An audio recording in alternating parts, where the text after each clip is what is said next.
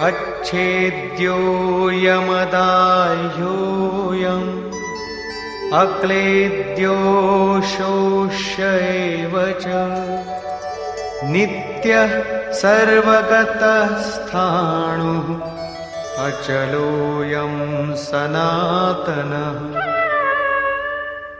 এই আত্মা অচ্ছেদ্য, একে ছেদন করা যেতে পারে না। এই আত্মা অদাহ্য, একে দহন করা যেতে পারে না। অক্লেদ্য, একে আর্দ্র করা যেতে পারে না। আকাশ একে নিজের মধ্যে সমাহিত করতে পারে না।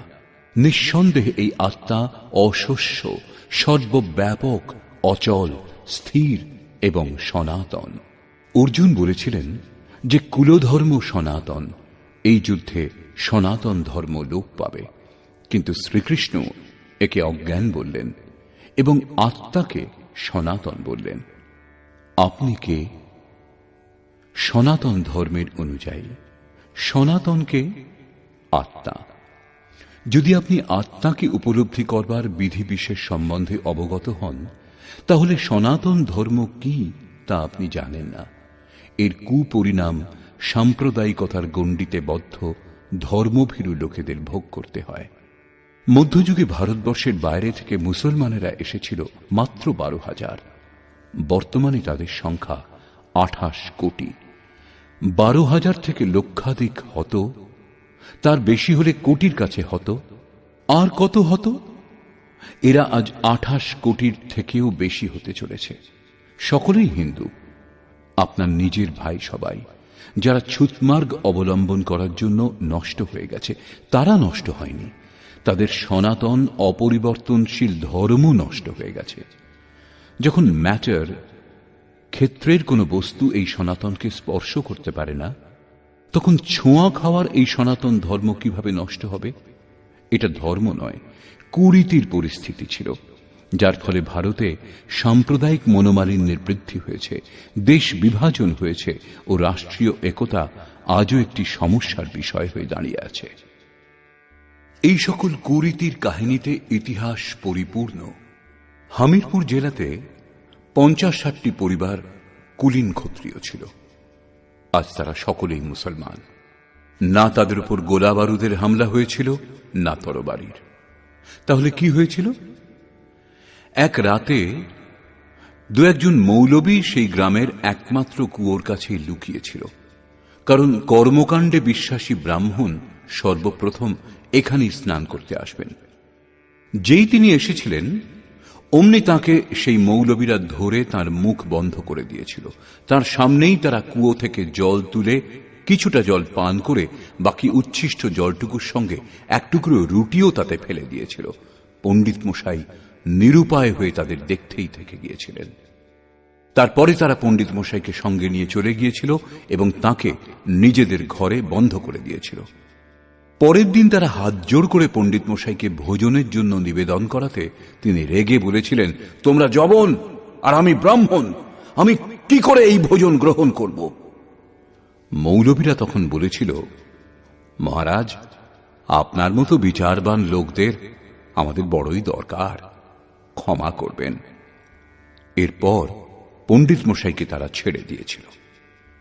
পণ্ডিত মশাই নিজের গ্রামে ফিরে দেখেছিলেন যে লোকে কুয়োর জল আগেকার মতোই ব্যবহার করে চলেছে। তিনি তা দেখে অনশন আরম্ভ করে দিয়েছিলেন। কিছু লোকে কারণ জিজ্ঞাসা করাতে বলেছিলেন, যবনরা এই কুয়োর পাড়ে চড়েছিল, আমার সামনেই তারা এর জল উচ্ছিষ্ট করেছে, এর মধ্যে রুটিও ফেলেছে। একথা শুনে গ্রামের লোকেরা স্তব্ধ হয়ে গিয়েছিল। তারা জিজ্ঞাসা করেছিল, এখন কি হবে? পণ্ডিত মশাই বলেছিলেন, কি আর হবে, ধর্ম তো নষ্টই হয়ে গেছে। সেই সময় সেই গ্রামের লোকেরা অশিক্ষিত ছিল। স্ত্রী ও শূদ্রের কাছ থেকে পড়ার অধিকার বহু আগেই কেড়ে নেওয়া হয়েছিল। বৈশ্য ধন উপার্জনকেই নিজেদের ধর্ম বলে মনে করত।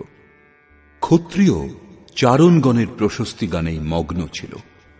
অন্নদাতার তরবারি চমকালে আকাশে বিদ্যুৎ খেলে যেত ও দিল্লির সিংহাসন টলে উঠত। সম্মান এমনিতেই ছিল, তাহলে তারা পড়বে কেন? ধর্মের তাদের কি প্রয়োজন? ধর্ম কেবল ব্রাহ্মণদেরই একচেটিয়া বস্তু হয়ে রয়ে গিয়েছিল।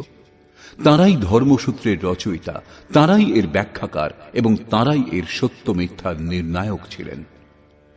প্রাচীনকালে স্ত্রী, শূদ্র, বৈশ্য, ক্ষত্রিয় ও ব্রাহ্মণ সকলেরই বেদ পড়বার অধিকার ছিল। প্রত্যেক বর্গের ঋষিগণ বৈদিক মন্ত্রের রচনা করেছিলেন, শাস্ত্রার্থ নির্ণয়ে অংশগ্রহণ করেছিলেন। প্রাচীন রাজাগণ ধর্মের নামে যারা আড়ম্বরের বিস্তার করত তাদের দণ্ড দিয়েছেন, আবার ধর্মপরায়ণদের আদরও দিয়েছেন। কিন্তু মধ্যযুগে ভারতবর্ষে সনাতন ধর্মের যথার্থ জ্ঞান না থাকার জন্য ওই গ্রামের সমস্ত লোকেরা ভেড়ার মতো কোণঠাসা হয়ে গিয়েছিল যে ধর্ম নষ্ট হয়ে গেছে। কিছু লোক এ ধরনের অপ্রিয় কথা শুনে আত্মহত্যা করে নিয়েছিল, কিন্তু কতদূর সকলেই প্রাণ ত্যাগ করত? অটুট শ্রদ্ধা থাকা সত্ত্বেও বাধ্য হয়ে অন্য সমাধান খুঁজতে হয়েছিল। আজও তারা বাঁশ পুঁতে পেষণ দণ্ড অর্থাৎ মুগুর রেখে হিন্দুদের মতোই বিবাহ করে। পরে একজন মৌলবী এসে নিকা পড়িয়ে চলে যায়। তারা সকলেই শুদ্ধ হিন্দু, কিন্তু এখন সকলেই তারা মুসলমান হয়ে গেছে। হয়েছিল কি? জল পান করেছিল, না জেনে মুসলমানদের ছোঁয়া খেয়েছিল, সেই জন্য ধর্ম নষ্ট হয়ে গেল। ধর্ম না হয়ে লজ্জাবতী লতা হয়ে গেল। লজ্জাবতী লতা এক ধরনের ছোট চারা গাছকে বলে, যার পাতা স্পর্শমাত্র সংকুচিত হয়ে যায়, আবার হাত সরালেই বিকশিত হয়। কিন্তু ধর্ম এমন লোপ পেল যে এর আর বিকাশ হল না, একেবারে শেষ হয়ে গেছে। তাদের কৃষ্ণ, রাম ও পরমাত্মা মরে গেছে। যারা শাশ্বত তারা নেই। বাস্তবে সেটি শাশ্বতের নামে কোনো কুরীতি ছিল, যা লোকে ধর্ম বলে মেনে নিয়েছিল। ধর্মের স্মরণে আমরা যাই কেন? কারণ আমরা মরণ ধর্মা ও ধর্ম কোনো প্রামাণ্য বস্তু, যার শরণাগত হলে অমরতা লাভ করা যায়। আমরা তো হত্যা করলে মারা যায়, আর ধর্ম কি শুধু স্পর্শে এবং আহার গ্রহণে নষ্ট হয়ে যায়? তাহলে ধর্ম আমাদের রক্ষা কি করে করবে? ধর্ম তো আপনার রক্ষা করে, আপনার চেয়ে শক্তিশালী। আপনি তরবারির আঘাতে মরবেন, আর ধর্ম তার ছোঁয়াতেই নষ্ট হয়ে গেছে। আপনার ধর্ম কেমন? কুরীতি সকল নষ্ট হয়, সনাতন নয়। সনাতন যথার্থ হয়, যাকে শস্ত্র দিয়ে ছেদন করা যেতে পারে না, অগ্নি দাহ করতে পারে না, জল আর্দ্র করতে পারে না, খাদ্য পানীয় দূরে থাক, প্রকৃতিজাত কোনো বস্তু একে স্পর্শ করতে পারে না। তাহলে সেই সনাতন কি করে নষ্ট হতে পারে? এই ধরনের কিছু কুরীতি অর্জুনের কালেও ছিল। অর্জুনও তার শিকার হয়েছিলেন।